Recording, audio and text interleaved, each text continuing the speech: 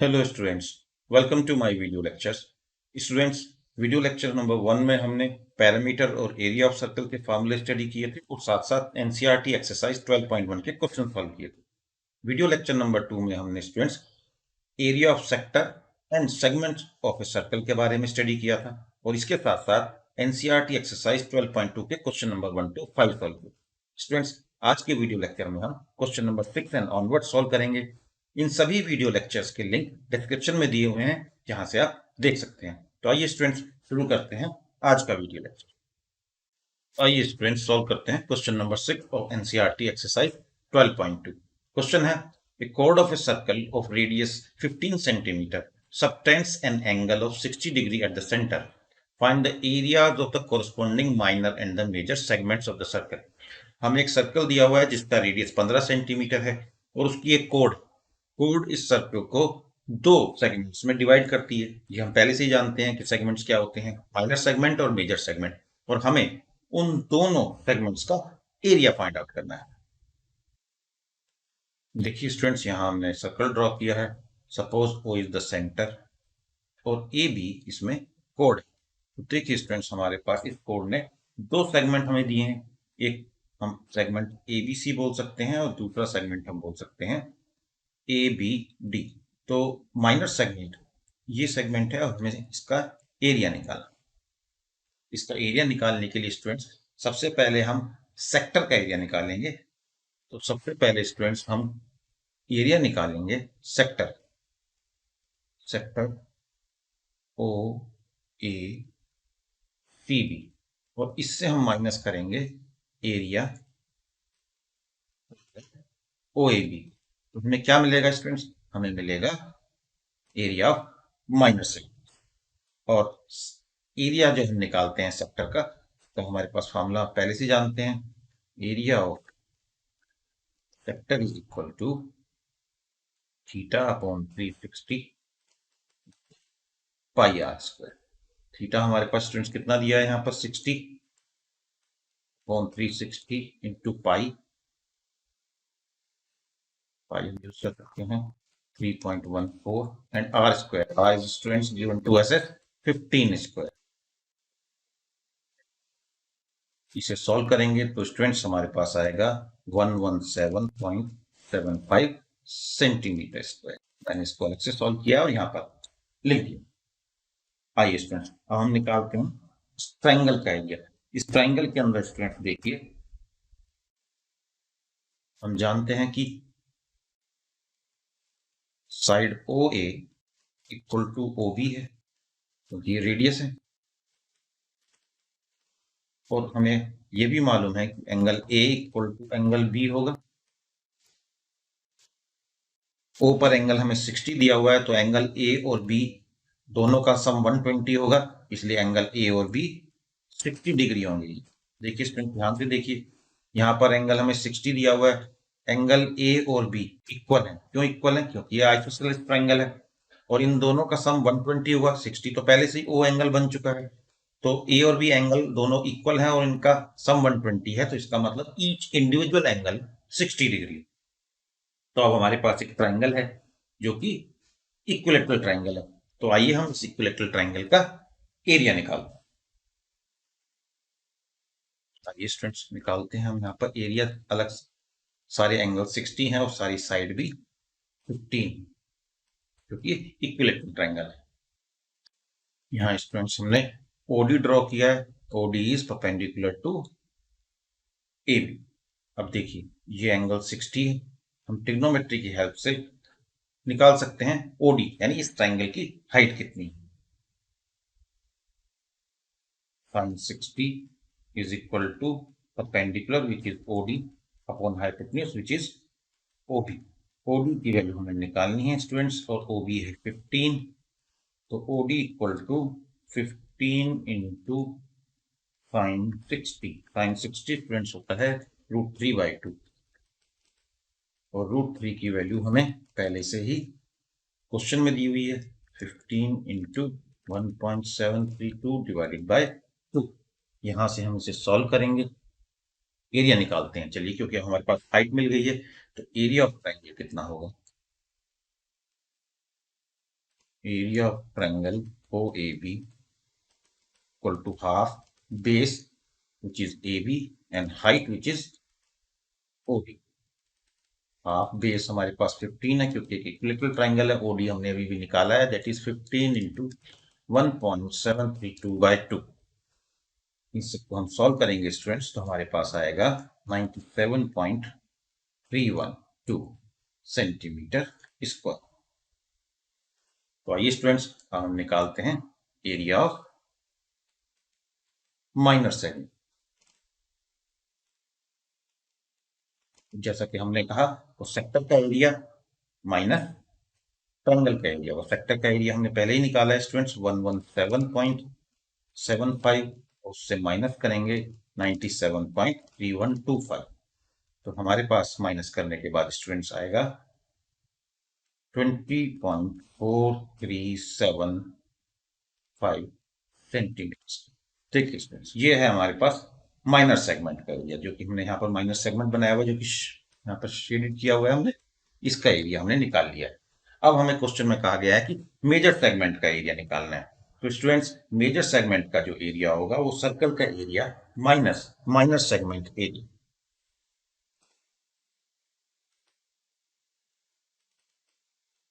Area of major segment is equal to area of circle.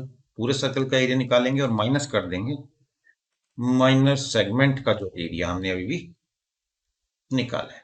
Circle का area होगा pi r square और minus 20.4375। Pi की value हमारे पास है 3.14। R is 15 square minus 20.4375। इसे स्टूडेंट्स हम सॉल्व करेंगे तो हमारे पास आएगा 686.0625 centimetre square. And this is the required area, जो कि हमसे कहा गया था निकालने के लिए major segment. I hope students को ये आपको अच्छे से समझ में। आइए स्टूडेंट्स, सॉल्व करते हैं क्वेश्चन नंबर 7। क्वेश्चन नंबर 7 में हमें गिवन है a chord of a circle of radius 12 centimeter subtends an angle of 120 degree at the center. Find the area of the corresponding segment of the circle. हमें एक code given है circle की जिसका radius 12 centimetre है, और ये code जो angle subtend करती है सेंटर पर वो 120 डिग्री है। तो हमें बताना है कि जो कॉरस्पॉन्डिंग सेगमेंट है वो कितना, एरिया कितना हो। आइए सर्कल में हम सेंटर एज्यूम करते हैं। पहले suppose this is O, this is A, this is B, and A B is the कोड and the angle subtended at the centre is 120 degree. तो ये क्वेश्चन बिल्कुल एक तरह से सेम है जो हमने लास्ट क्वेश्चन किया था। आप देख सकते हैं ओ ए और ओ बी जो कि रेडियस है और दोनों इक्वल हैं। तो ये एक आइसोसेलेस ट्रायंगल हो गया। Angle A plus angle B जो वो 60 होगा, क्योंकि टोटल ट्रायंगल के तीनों एंगल्स का सम 180 होता है। एंगल ए और बी बराबर हैं, तो एंगल ए और एंगल बी हमारे पास 30 डिग्री होगा। देखिए स्टूडेंट, यहाँ पर ये दोनों एंगल 30 डिग्री आएंगे। तो सबसे पहले इसमें एक हम परपेंडिकुलर ड्रॉ करेंगे ऑन ए बी, जो कि हमारे इस ट्रायंगल की हाइट होगी। उसकी हेल्प से हम पहले हाइट निकालेंगे और फिर इस ट्रायंगल का एरिया निकालेंगे। और नेक्स्ट स्टेप में स्टूडेंट्स हम पूरे सेक्टर का एरिया निकालेंगे, जो कि हमारे पास बना हुआ है। उस सेक्टर के एरिया से हम माइनस करेंगे जब ट्रायंगल का एरिया, तो हमें सेगमेंट का एरिया आएगा। तो सबसे पहले आइए स्टूडेंट इस ट्रायंगल को नीटली बाहर ड्रॉ करते हैं और अच्छे से देखते हैं। तो स्टूडेंट्स, ये हमारे पास ट्रायंगल है ओ ए बी। यहाँ पर ओडी हमने ड्रा किया है एक परपेंडिकुलर। तो ये एंगल हमारे पास स्टूडेंट्स 30 डिग्री है। तो आइए सबसे पहले साइन 30 यूज करते हैं। Sine 30 is equal to perpendicular which is OD upon hypotenuse. Hypotenuse is OB which is 12 centimetre and given to us. तो हम 12 लिखेंगे स्टूडेंट्स। फर्दर हमें मालूम है क्योंकि साइन 30 हाफ होता है, तो half equal to OD upon 12। और यहां से हमारे पास ओडी की वैल्यू आएगी 6 सेंटीमीटर। तो देखिए स्टूडेंट्स, हमने ओडी निकाल लिया है। अब हम बीडी निकालते हैं। आइए स्टूडेंट्स, अब हम बीडी निकाल करेंगे। cos 30 that is base BD upon hypotenuse is 12। cos 30 होता है √3/2 students. √3/2 is equal to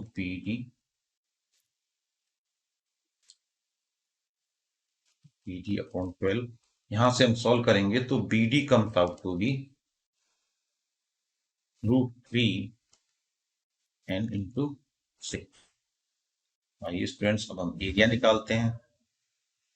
area of triangle half base is AB और AB डबल होगा BD का, तो that is 12 into √3 into height which is OD which is 6।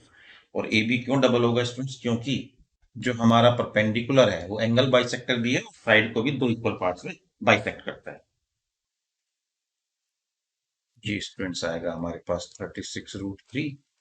इसे further solve करेंगे तो it comes out to be 62.28 centimetre square. आइए students, अब हम एरिया ऑफ सेक्टर निकालते हैं। हमें मालूम है फॉर्मूला एरिया ऑफ सेक्टर का। Area of sector is equal to angle subtended by the कोड divide by 360 into pi r square. हमें 120 एंगल दिया है जो कोड ने सबटेंड किया है अपॉन 360। पाई की वैल्यू क्वेश्चन में हमें दी हुई है 3.14 और रेडियस जो हमें दिया हुआ है स्टूडेंट्स वो है 12, तो 12 स्क्वायर। इसे आप जब सॉल्व करेंगे स्टूडेंट्स तो it comes out to be 150.72 centimetre square. और हमसे क्वेश्चन में क्या पूछा था? हमसे क्वेश्चन में कहा था area of segment. Area of segment जो हम कैसे निकालेंगे? Area of sector minus area of OAB जो होगा हमारे पास 150.72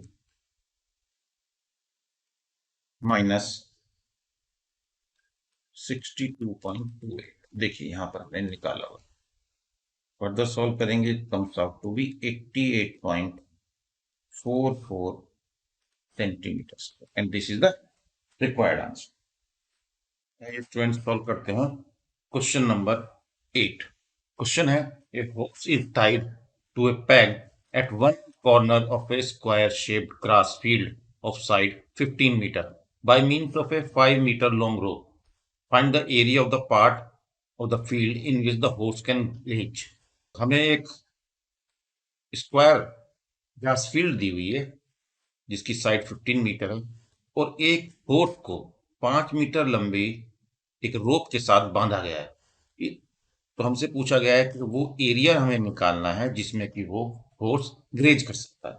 आइए एज्यूम कर लेते हैं कि ये एक स्क्वायर है और जिसकी साइड 15 मीटर है और हॉर्स उसको 5 मीटर लॉन्ग रोप से बांधा गया है।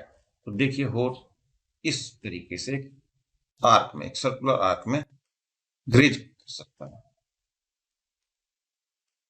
तो एक्चुअली हमें एक क्वाड्रेंट यानी fourth part of circle available है जिसका एंगल यहां पर 90 डिग्री हो। तो हमें एरिया निकालना है एक्चुअली उस सेक्टर का जिसकी हमें आर्क, जिसका हमें एंगल 90 डिग्री दिया गया है। तो एरिया ऑफ सेक्टर का फॉर्मूला हमें मालूम है। Area of sector equal to theta upon 360 into pi r square और आर यहाँ पर जो रोप है वो उसकी लेंथ आएगी। एंगल है 90 अपॉन 360, पाई हम ले सकते हैं 3.14 into r square which is 5 square.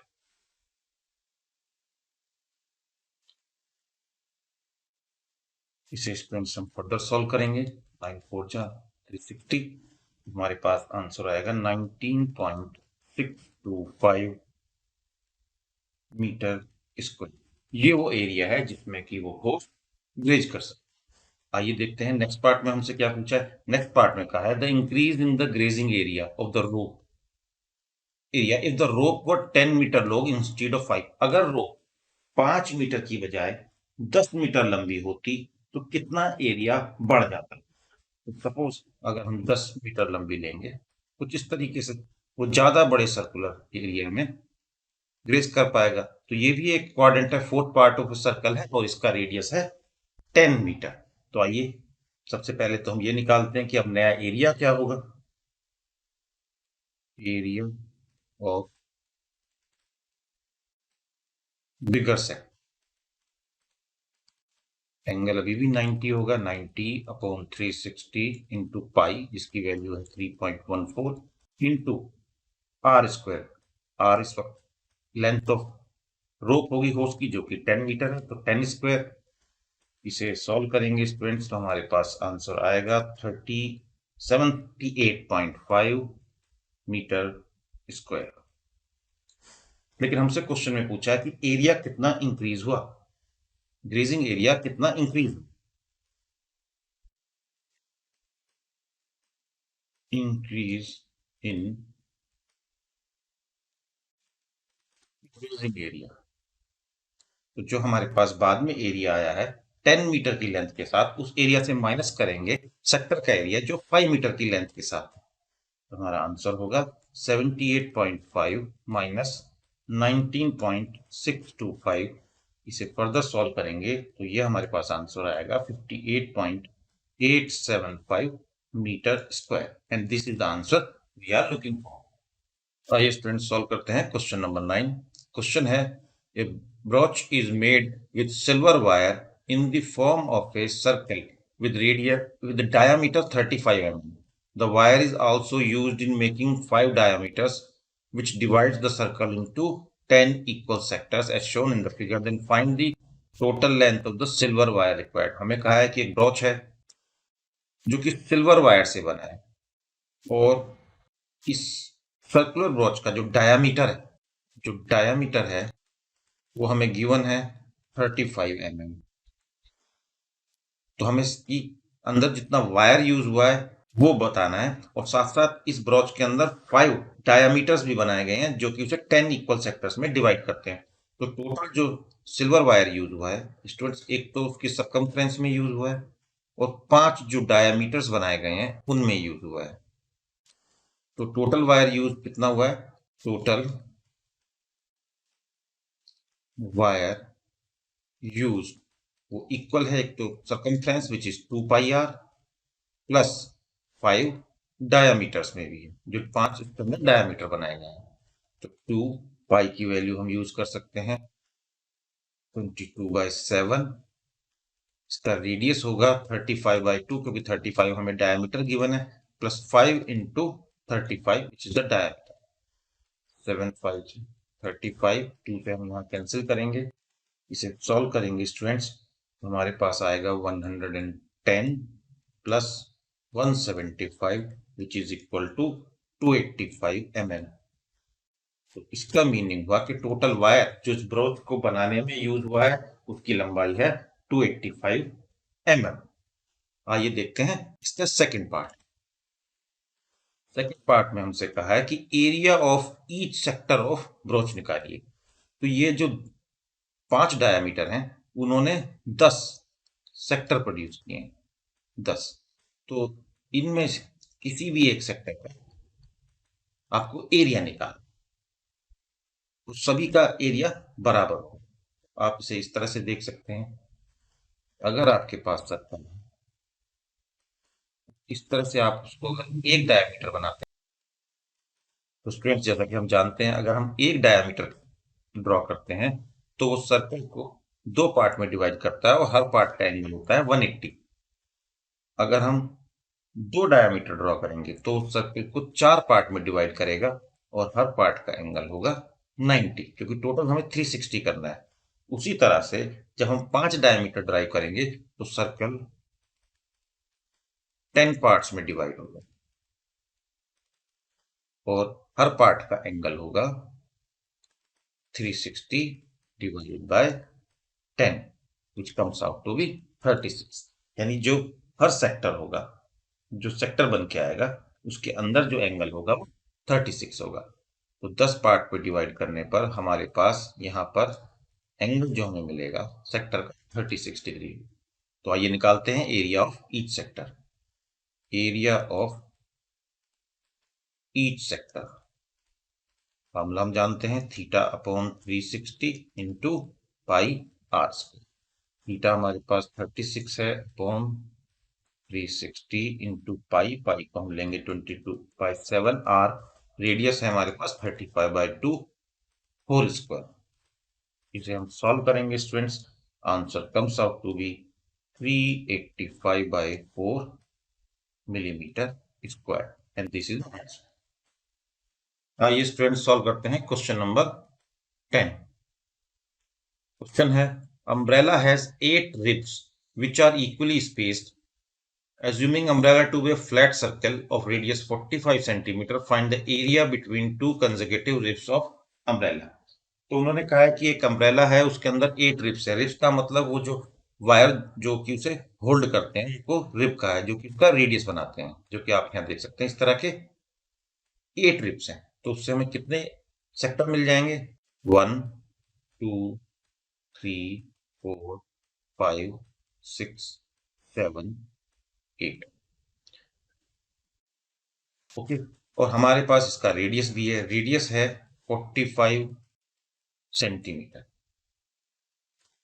तो हमसे कहा गया है कि आप इसको फ्लैट मान लें, जो स्फेरिकल टाइप का होता है, हेमी स्फेरिकल टाइप का अम्ब्रेला, उसे ऐसा ना मान के आप उसे एकदम फ्लैट सरफेस मान लें। तो बताइए कि area between two consecutive ribs कितना होगा। तो एक तरीके से वो इस तरीके का जो रिब, दो रिब्स के बीच में एरिया बन रहा है, वो हमें फाइंड आउट करने के लिए कह रहा है। और हम जानते हैं कि ये एक सेक्टर है, तो सबसे पहले हम सेक्टर का एंगल निकालेंगे और फिर एरिया निकालेंगे। तो सेक्टर का एंगल कितना होगा, क्योंकि 360 टोटल एंगल होता है, उसको डिवाइड किया गया है 8 पार्ट में। 360 divide by 8 comes out to be 45 degree. तो आइए अब निकालते हैं एरिया। एरिया ऑफ सेक्टर वो होगा theta upon 360 into pi r square. Theta हमारे पास 45 है, डिवाइडेड बाय 360। पाई की वैल्यू हम ले सकते हैं student 22/7। R is 45। R is given, देखिए यहाँ पर रेडियस भी 45 ही गिवन है क्वेश्चन, इसका स्क्वायर। स्टूडेंट्स इसे फर्दर सॉल्व करेंगे, हमारे पास तो आंसर आएगा। सॉल्व करने के बाद आप चेक कर सकते हैं 2275/28 सेंटीमीटर स्क्वायर। आप इसे डेसिमल में भी फर्दर सॉल्व कर सकते हैं। This is the answer to the given question. Students, अगर आपको मेरे वीडियो लेक्चर पसंद आ रहे हैं और आपके लिए बेनिफिशियल हैं, तो मैं रिक्वेस्ट करूंगा कि आप मेरे चैनल को सब्सक्राइब करें, वीडियोस को लाइक करें और इसके लिंक को अपने फ्रेंड्स के साथ शेयर करें।